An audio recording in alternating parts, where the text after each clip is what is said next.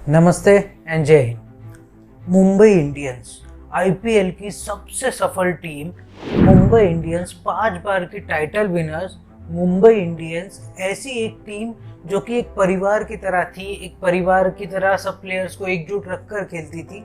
तो ऐसा क्या हुआ मुंबई इंडियंस के साथ कि मुंबई इंडियंस इस सीजन ना ही प्लेऑफ में क्वालिफाई कर पाई और लगातार 9 मैचेस हारकर एक नया रिकॉर्ड अपने नाम कर दिया है, जो रिकॉर्ड कोई भी कभी भी अपने नाम नहीं करना चाहेगा।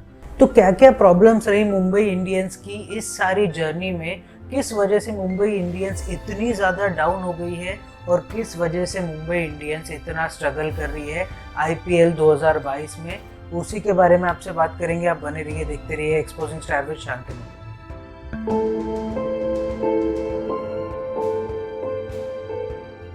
तो मुंबई इंडियंस, जैसे कि हम लोग अगर आईपीएल की बात करें ना, तो हमारे नाम पे गिनी चुनी 4-5 टीमें जो जहन में आती है।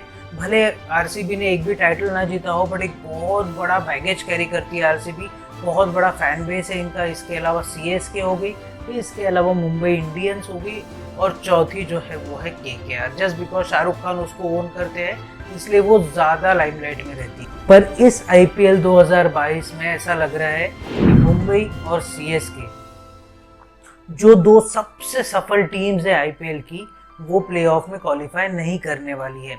सीएसके के पास में आउटसाइड द बॉक्स थोड़ा सा चांस है, बट वो भी मेरे को लगता नहीं है कर पाएगी। और रही बात मुंबई की, मुंबई तो वैसे ही बाहर हो चुकी है। तो क्या रीजन है मुंबई के बाहर होने के? तो सबसे पहला पॉइंट है ईशान किशन को बहुत ज्यादा पैसे में खरीदना। अब हम लोग सब जानते हैं कि ईशान किशन एक बहुत जबरदस्त बैट्समैन है, बहुत अच्छे विकेट कीपर है, बट उनको इतना महंगा ऑक्शन में खरीदना मुझे लगता है सबसे बड़ी मिस्टेक हो गई है मुंबई इंडियंस से। क्योंकि अगर आप ईशान किशन की जगह किसी और को ले लेते, किसी और फॉरेन प्लेयर को, फॉरेन ओपनर को ले लेते, तो शायद ये ज़्यादा बेटर होता। इसलिए मुझे ऐसा लगता है कि सबसे पहली जो गलती हो गई है ना, वो पहली गलती है कि ईशान किशन को अपने इतने कॉस्ट में खरीदा है, इतना पर्स उनके लिए वेस्ट कर दिया है, और उतना वो डिलीवर नहीं कर पा रहे हैं। हाँ, हाल ही के पिछले 2-3 मैचेस में थोड़ा बहुत खेले हैं, बट वो जो ईशान किशन हमको देखने की आदत है, अब तक वो आए नहीं है। सेकेंड पॉइंट जो मुझे लगता है ना, वो है poor retention policy. Poor retention policy इसलिए बोल रहा हूँ क्योंकि आपने 4 लोगों को रिटेन किया था, रोहित शर्मा, जसप्रीत बुमराह, कायरन पोलार्ड, और चौथे जो थे सूर्य कुमार यादव। ये 4 लोगों को आपने रिटेन कर लिया। अब इसमें से रोहित आपके ओपनिंग में हो गए, सूर्य आपके हो गए मिडिल ऑर्डर में, जसप्रीत बुमराह हो गए फास्ट बॉलर, और कायरन पोलार्ड को आप ऑलराउंडर के तौर पे खिलाना चाहते थे। पर आपने एक बहुत बड़ा प्रॉब्लम ये कर दिया कि आपने रोहित के साथ में बैकअप ओपनर कोई भी नहीं लिया। आप ईशान किशन के लिए स्ट्रेट अवे इतने पैसे खर्चा कर चले गए कि आपके पास में बाद में पैसे ही नहीं बचे। आप क्विंटन डिकॉक को रिटेन कर सकते थे, जिसके कारण लेफ्ट एंड राइट कॉम्बिनेशन, या फिर अगर ईशान किशन फॉर्म में नहीं भी होते तो आप उनको बाहर बिठाकर क्विंटन डिकॉक को अंदर कर सकते थे। नहीं, क्विंटन डिकॉक को अगर आप ले पा रहे तो आपने और किसी को लेना चाहिए था। आप श्रेयस अय्यर के लिए जा सकते थे, बट श्रेयस अय्यर को पहले ही केकेआर ले चुकी थी, तो वो आउट ऑफ द बॉक्स हो गया है। बट मुझे ऐसा लगता है एक ओपनर डेफिनेटली मुंबई ने मिस किया है, जो ईशान किशन के तौर पे उनको एक्सपेक्टेशन थी कि ईशान किशन बहुत अच्छे से डिलीवर करेंगे, वो नहीं कर पाए हैं। तीसरा और सबसे अहम पॉइंट जो मुझे लगता है मुंबई की ऐसी दशा का, वो है रोहित शर्मा का खराब फॉर्म। हमने देखा है कि रोहित शर्मा ने टेस्ट क्रिकेट में इंडिया के लिए इतना ज़बरदस्त प्रदर्शन किया है कि टॉप 10 रैंकिंग की लिस्ट में रोहित शर्मा आज मौजूद है। इसके अलावा इंडिया के कैप्टन बन चुके हैं, फुल टाइम तीनों फॉर्मेट्स के कैप्टन बन चुके हैं।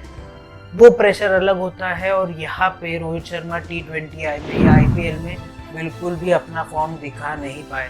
हम लोग विराट कोहली की बहुत ज़्यादा बातें कर रहे हैं, हम लोग बोल रहे हैं कि विराट कोहली नहीं चल पा रहे, विराट कोहली खेल नहीं पा रहे, पर रोहित शर्मा भी कोई अच्छा नहीं खेल पा रहे हैं। आप बाहर होने के बाद में अगर आप 2-3 मैच खेल लो तो उसको मैं खेलना नहीं बोलूँगा। Same with Virat Kohli. विराट कोहली ने 50 बनाए, बट वो कितने बॉल में बनाए वो भी देख लो। रोहित शर्मा का पुअर फॉर्म, ये सबसे बड़ी वजह है मुंबई इंडियंस का प्लेऑफ में क्वालिफाई नहीं होने का।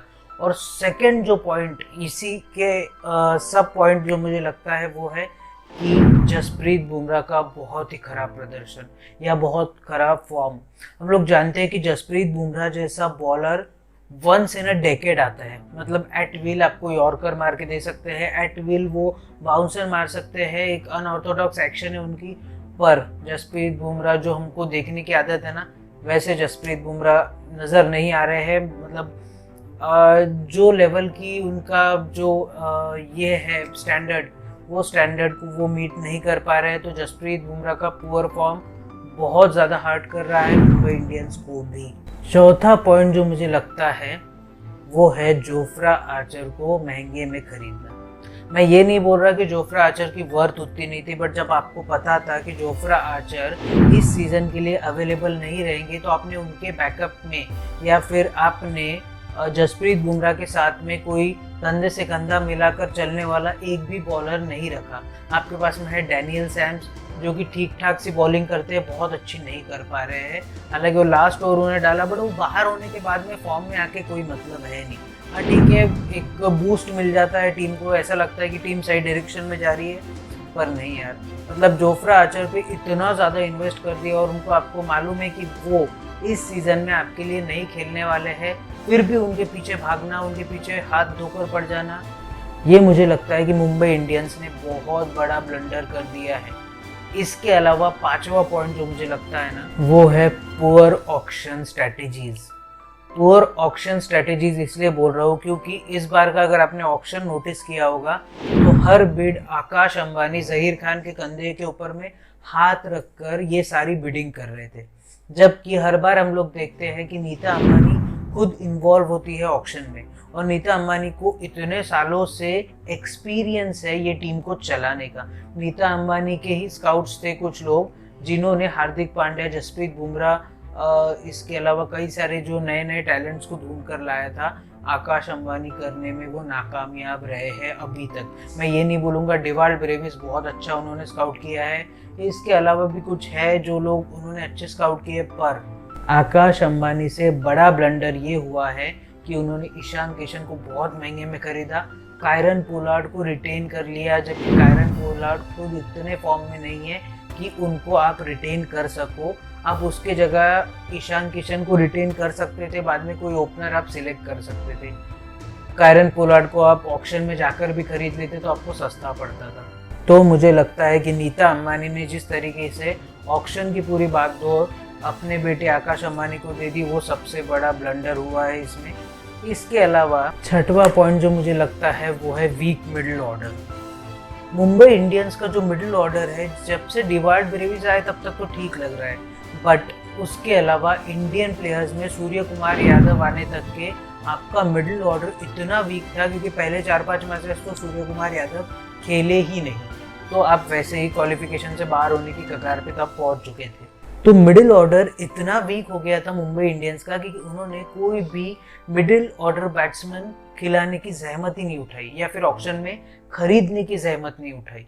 तो वीक मिडिल ऑर्डर ये और एक बड़ा पॉइंट है जिस वजह से मुंबई आज इस कगार तक पहुंच चुकी है। इसके अलावा लास्ट पॉइंट जो मुझे लगता है वो है एक भी जबरदस्त लेग स्पिनर टीम में नहीं रखना। जी हाँ, ये सुनकर थोड़ा सा अटपटा लग रहा होगा क्योंकि लोगों को लगता है कि मुरुगन अश्विन एक्सपीरियंस्ड है, बट हाँ, मुरुगन अश्विन के अलावा यूजी चहल को आपको ऑक्शन में खरीदने का मौका था, बट आपने वो गवा दिया। यूजी चहल आज किस तरीके का कोहराम मचा के रखे हैं आपने देखा हुआ है। पर्पल कैप होल्डर यूजी चहल है, आप उनको नहीं खरीद पाए। कई सारे लेग स्पिनर्स थे, आप उनको नहीं खरीद पाए। चलो, अगर आप एक्सपीरियंस के साथ ही जाना चाहते थे तो आप पीयूष चावला को खरीद सकते थे। पीयूष चावला उतने फिट नहीं है, बट उनके पास में एक्सपीरियंस है। तो इन सब चीज़ों की वजह से, एक भी लेग स्पिनर अच्छा नहीं होने की वजह से मुंबई इंडियंस के जो मिडिल ओवर्स है वहाँ पे बहुत रन गए हैं।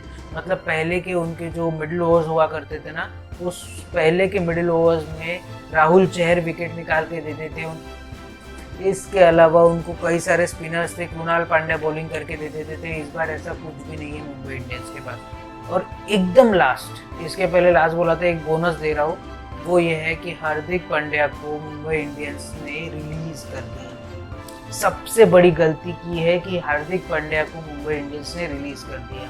हार्दिक पांड्या जैसा फिनिशर, हार्दिक पांड्या जैसा ऑलराउंडर, अभी तो थोड़ी बहुत बॉलिंग भी कर रहे हैं, हार्दिक पांड्या जैसा बॉलर फिनिशर कोई भी यार, ऐसा बंदा मिलना बहुत मुश्किल है। और आपने ऐसे बंदे को जाने दिया, और मुझे नहीं लगता आज के बाद में मुंबई के पास में हार्दिक पांड्या वापस आएंगे, क्योंकि गुजरात उनको छोड़ेगी ही नहीं।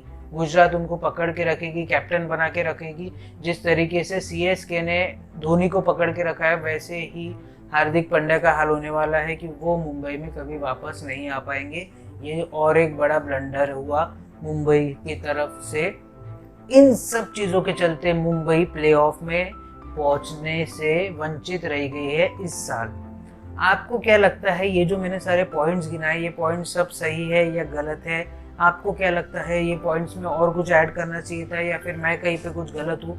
तो आप मुझे ज़रूर बताइएगा। और आप क्या कर सकते हैं, अपने हाथों की सफाई का ज़रूर से ध्यान रखिए। बार बार अपने हाथों से अपने चेहरे को मत छूइए।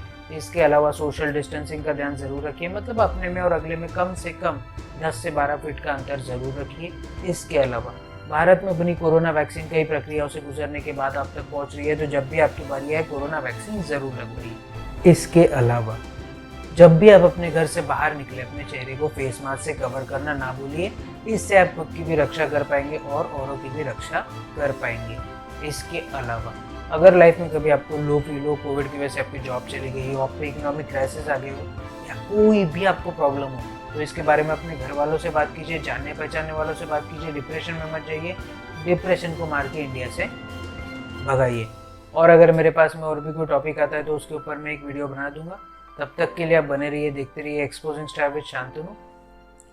जय हिंद।